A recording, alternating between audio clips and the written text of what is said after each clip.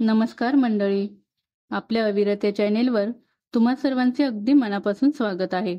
मंडळी, श्रावण महिन्यात कुणी आठवड्यातल्या एखाद्या दिवशी उपवास करतात, तर काही जणांचा संपूर्ण महिनाभर उपवास असतो. काही जण खास करून सोमवारी उपवास करतात. पण हा उपवास का करतात, या प्रश्नाचं उत्तर आज आपण या व्हिडिओमध्ये जाणून घेणार आहोत. पण त्या अगोदर तुम्ही जर आपल्या अविरत या चॅनेलवर प्रथमच आले असाल आणि हा व्हिडिओ पहिल्यांदाच पाहत असाल, तर आपल्या अविरत या चॅनेलला नक्की सबस्क्राईब करा आणि बेल आयकॉन क्लिक करायला विसरू नका, जेणेकरून तुम्हाला नवनवीन व्हिडिओ पाहायला मिळतील. आणि हा व्हिडिओ आवडला तर व्हिडिओला एक लाईक करून जास्तीत जास्त शेअर करा आणि तुमचे अभिप्राय कमेंटमध्ये नक्की सांगा. चला तर मग तुमचा जास्त वेळ न घेता व्हिडिओला सुरुवात करूया. सोमवार हा शंकराचा वार म्हणून समजला जातो. मग शंकरांना प्रसन्न करून घेण्यासाठी सोमवारच्या दिवशी अनेक महिला आणि अविवाहित मुली उपवास करतात. देवांचे देव म्हणजे महादेव. श्रावण महिन्यात संपूर्ण भारतात प्रत्येक मंदिरात, घराघरात हर हर महादेव असे स्वर आपल्याला ऐकायला मिळतात. श्रावणातल्या प्रत्येक सोमवारी सर्वजण महादेव मंदिरात महादेवाचे पूजन एका विशिष्ट पद्धतीने करतात. याचे कारण म्हणजे श्रावण महिन्यात शिव आणि पार्वती यांच्या पूजनाचे महत्त्व हिंदू ग्रंथांमध्ये खूप अधिक प्रमाणात वर्णन केले आहे. श्रावण महिन्यातील महादेवांच्या पूजेला खूप फलदायी मानले गेले आहे. याचे एक कारण म्हणजे श्रावण महिन्याला शंकराच्या उपासनेचा महिना असे सांगितले जाते. या श्रावण महिन्याची एक कथा देखील आहे. ती अशी की देवी सतीने तिचे पिता दक्ष यांच्या घरी योगशक्तीने शरीराचा त्याग केला होता. त्याआधी देवी सतीने शंकराला प्रत्येक जन्मात पती स्वरूपात मिळवण्याचा प्रण केला होता.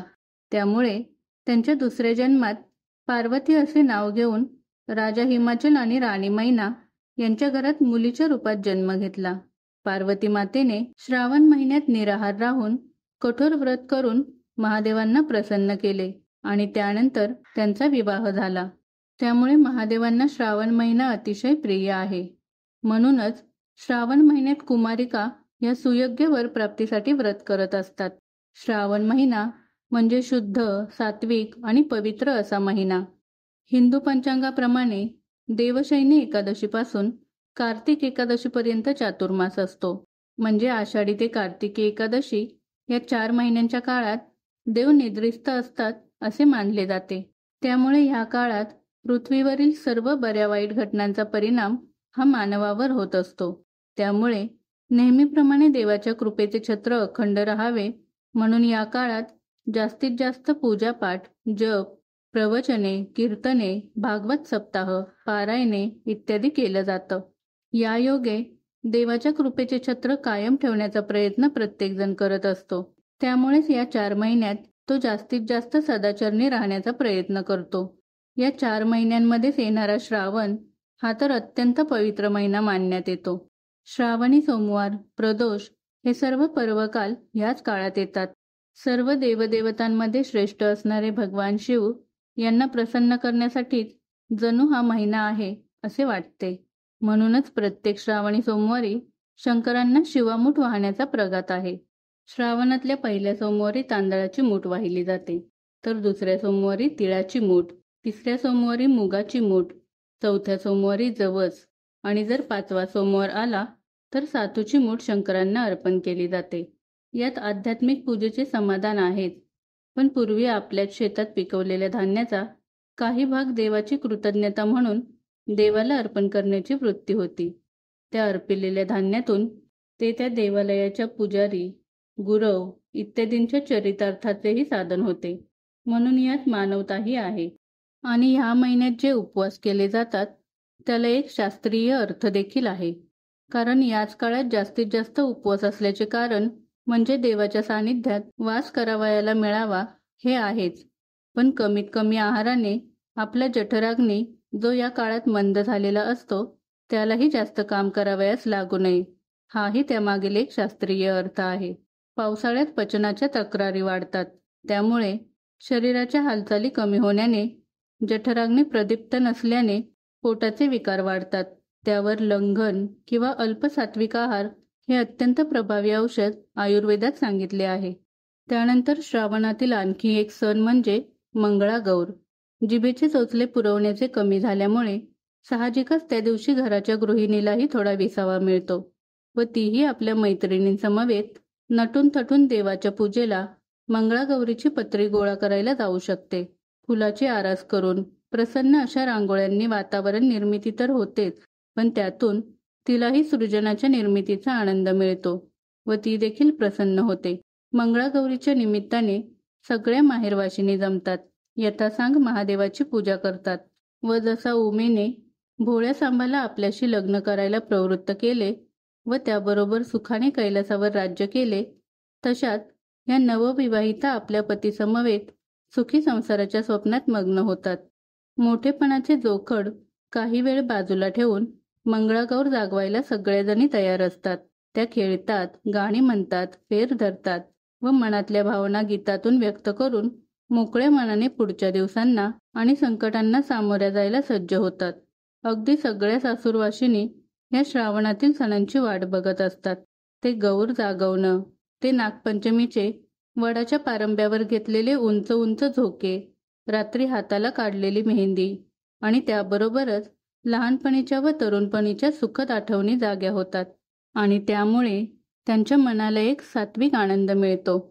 श्रावणाचा संपूर्ण महिना हा महादेवांना समर्पित असतो, पण श्रावणाच्या पहिल्या सोमवारी महादेवांची पूजा केल्याने विशेष फलांची प्राप्ती होते. सोमवारचे व्रत हे सूर्योदयापासून सुरू होऊन सायंकालापर्यंत असते. श्रावण महिन्यात पार्थिव शिवलिंगाच्या पूजेचे फार महत्त्व आहे. पार्थिव शिवलिंगाची पूजा दर सोमवारी आणि प्रदोषाच्या दिवशी केल्याने महादेव नक्कीच प्रसन्न होतात. जर पार्थिव शिवलिंग नसेल तर शिवपरिवाराच्या मूर्तीला पंचामृताने अंघोळ घालून गंध, फूल, बिल्वपत्र, रोली, वस्त्र इत्यादी अर्पित करावे. महादेवाला पांढऱ्या वस्तू जसे पांढरे फूल, पांढरे वस्त्र आणि पांढऱ्या रंगाचे पक्वान्न विशेष करून अर्पित केले पाहिजे, ज्यामुळे तुमच्यावर येणारी सर्व संकटे टळतात. महादेवासोबत पार्वती आणि गणपतीचे पूजेचे देखील महत्त्व आहे. गणपतीला दुर्वा, सिंदूर, गूळ आणि पिवळ्या रंगाचे वस्त्र अर्पित करावे व मोदक आणि लाडूचा प्रसाद दाखवावा. श्रावण सोमवारचे व्रत हे पती पत्नी दोघेही करू शकतात. शिवशंकराला देवांचा देव महादेव असे मानतात. महादेवांचे मंदिर नाही असे गाव भारतात शोधून देखील सापडणार नाही. देशभरातील प्रत्येक प्रांतात शिवशंकरांची आराधना केली जाते. हर हर महादेव अशा जयघोषात शिवाचे भाविक तल्लीन होऊन जातात.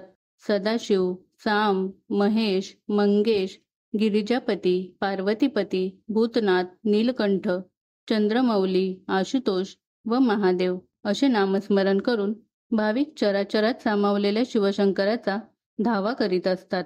शिव हे दैवत मंगलमय, कल्याण करणारे असून त्यांच्यावर भाविकांची अपार श्रद्धा असते. शिवकृपेने जीवनात कोणत्याच प्रकारचे दुःख येत नाही. ब्रह्मदेव सृष्टीचा निर्माता आहे, तर विष्णू सृष्टीचा पालन करता. शंकर तिचे संरक्षण करणारे आहेत. त्यामुळेच भोलेनाथांना कैलास निवासी असे म्हटले जाते. आशुतोष म्हणजे तत्काळ संतुष्ट होणारे. शिव देखील तसेच आहेत. समुद्र मंथनात निघालेले विष स्वतः प्राशन करून जगाचे कल्याण करणाऱ्या शिवाला नीळकंठ असेही संबोधले जाते. शिवाच्या मस्तकावर गंगा व चंद्र यांचे स्थान आहे, म्हणून त्यांना त्र्यंबकेश्वर असेही म्हणतात. ओम नमः शिवाय या मंत्रामध्ये सर्व प्रकारचे दुःख नष्ट करण्याची शक्ती आहे. शिव म्हणजे पापाचा नाश करणारे. त्याआधी असणारा नमः हा शब्द मोक्ष प्रदान करणारा आहे. उमा महेश्वर हा देवादिदेव महादेव आहे. नमः शिवाय या 5 अक्षरी मंत्रात अद्भुत सामर्थ्य असून तो जगाच्या कल्याणासाठी सार्थ ठरला आहे. भगवान शिवांना बेलपत्र का प्रिय आहे त्याची देखील एक कथा आहे. ती अशी की एकदा विष्णूची पत्नी लक्ष्मी यांनी श्रावण मासात शिवलिंगावर प्रतिदिन 1001 पांढऱ्या कमळाची फुले वाहण्याचे व्रत करण्याचे ठरविले. लक्ष्मींनी परडीत मोजून कमळे ठेवली. मात्र मंदिरात पोहोचल्यानंतर 3 कमळाची फुले कमी भरली. त्याचे लक्ष्मीजींना आश्चर्य वाटले. त्यानंतर त्यांनी फुलांवर पाणी शिंपडले आणि चमत्कार झाला. फुलांमधून एक रोपटे बाहेर आले. त्याला त्रिदलासारखी पाने होती. ते बेलाचे रोपटे होते. त्यावरील बेलपत्र लक्ष्मीने तोडून शिवलिंगावर वाहिले. लक्ष्मीजींच्या भक्तीमधील सामर्थ्य पाहून भोलेनाथ प्रसन्न झाले व तेव्हापासून भगवान शिवांना बेलपत्र प्रिय झाले. तर मंडळी, ही माहिती तुम्हाला कशी वाटली ते तुमच्या प्रतिक्रियांद्वारे कमेंटमध्ये नक्की सांगा. आणि हा व्हिडिओ आवडला तर व्हिडिओला एक लाईक करून जास्तीत जास्त शेअर करा व आपल्या अविरत या चॅनेलला सबस्क्राईब करून बेल आयकॉनवर क्लिक करायला विसरू नका. तर पुन्हा भेटूया पुढील व्हिडिओमध्ये. तोपर्यंत श्री स्वामी समर्थ.